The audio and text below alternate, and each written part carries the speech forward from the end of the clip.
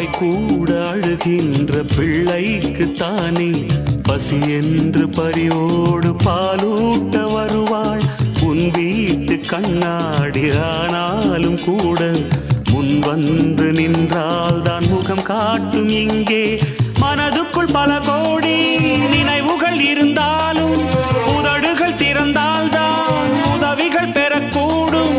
கோழைக்கு காதல் என்ன, ஊமைக்கு பாடல் என்ன? ஓ